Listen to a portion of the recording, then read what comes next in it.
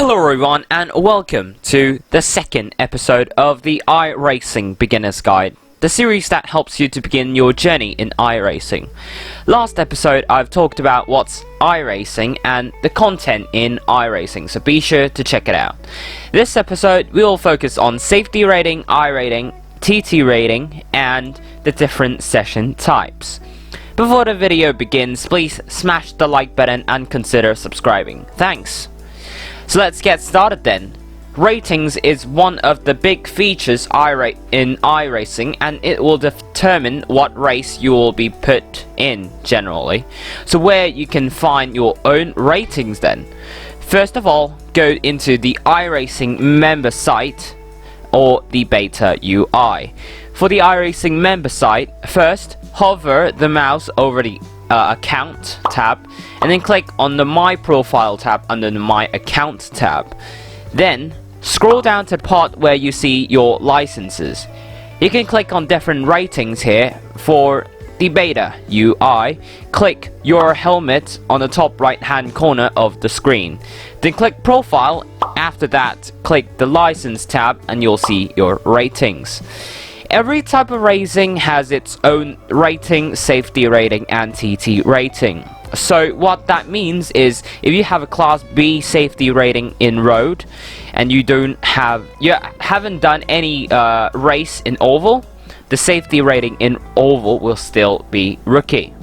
So now let's introduce how the ratings work. First of all, let's start off easy, which is the TT rating, as known as the time trial rating.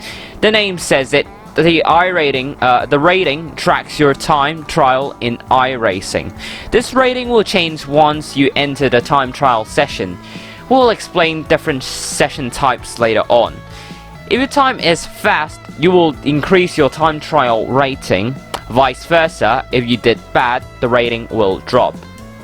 Most of the drivers in iRacing, including me, don't really necessarily care about TT rating, as not a lot of people do time trial nowadays. So let's move on. Next up is iRating. iRating works very similar to TT rating. This basically indicates your skill level in iRacing, although it is not quite accurate. iRating will only change in race sessions. If you did well in a race, your iRating will increase. Vice versa, if you crashed out or disqualified or did really badly, your iRating will drop. There's a formula to calculate the iRating gain and loss, but I don't know how to, so I can't really tell you exactly how it calculates. I know some of the people do know, as some of the overlays can give you an estimate iRating change if you are in that position during the race. We'll talk about overlays in another video. The highest right now, note that this is made on the 30th of May, is Max Beneke or Maximilian Beneke with over 10,000 iRating, and actually he is the only one over 10,000 iRating, which is pretty crazy in my mind, definitely.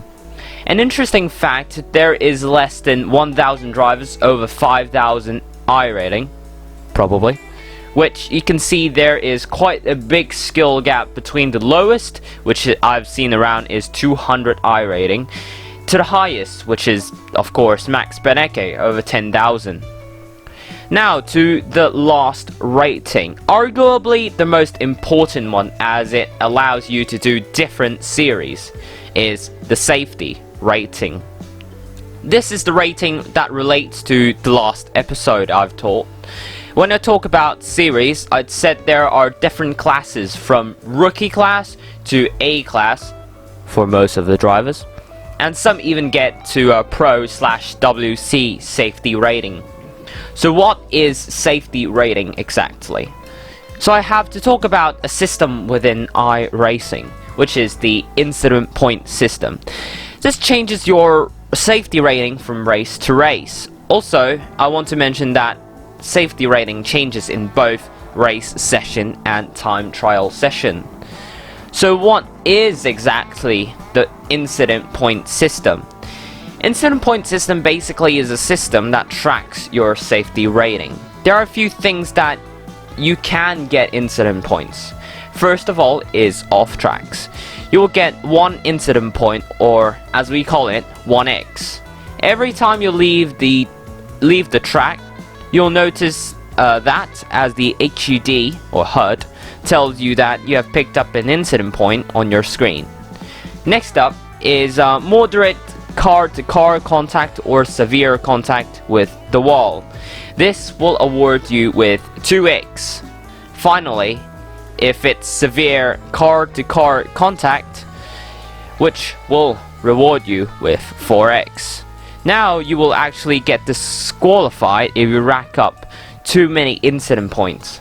For rookie class series and D class series, you will get a penalty. If you get 17x or more, or 17 incident points, you will get disqualified immediately.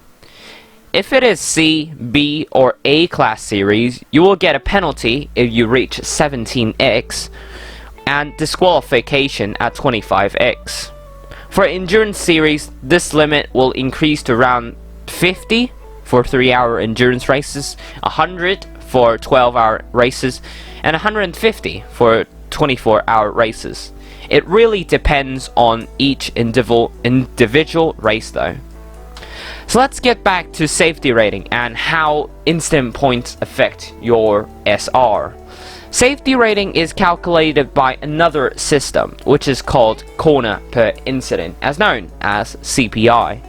So for example, in a 15 lap race around Laguna Seca, which have 11 corners per lap, if you racked up 5 incidents total, that means your CPI is 15 times 11 because of 15 lap, and then you have 11 corners per lap, divided by 5, which is your incident points. So the CPI will be 33. This system averages your last 10 races CPI and change your safety rating. Now I'm going to show you the CPI you need to maintain a certain level of SR on the screen. Now, how do you get promoted to different licenses? There are 2 ways to promote to the next license. First of all, the not rush way I call is that you have to have a safety rating of 3.xx. XX means 00 to 99 inclusively. This way you can get promoted at the end of a season, which is 12 weeks, and every year there are 4 seasons. The second way is the rush one, I will call. If you get a safety rating of 4.xx, again, XX meaning 00 to 99 inclusively, you'll get promoted instantly. Note that if you're in A class, 4.xx, you're not gonna get promoted to Pro. Only some drivers with great talent that can promote to Pro class. Moreover, if you're in Rookie class, you actually only need safety rating of 3 to get into D class. Vice versa, you can actually get demoted. If you go lower than safety rating of 1 at any time, you'll get demoted instantly to the lower class. If you are 1.xx at the end of the season, you will get demoted as well. So that's all the ratings and how it works. Lastly, I'll talk about different session types. Actually, in the last episode, I didn't introduce some of the series. The reason is that they are unofficial series. Unofficial sessions, no matter it's a practice session or it's a race session, it will not affect any of your ratings. Hosted sessions and league sessions are unofficial as well, so it will not affect your rating as well.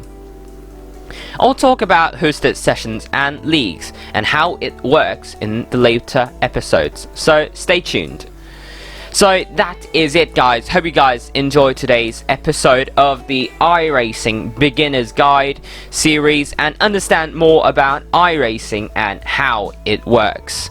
Next episode, I will introduce the championship points, club points, and divisions, so stay tuned for that one. Before I go, please click the like button and don't forget to subscribe. Bye!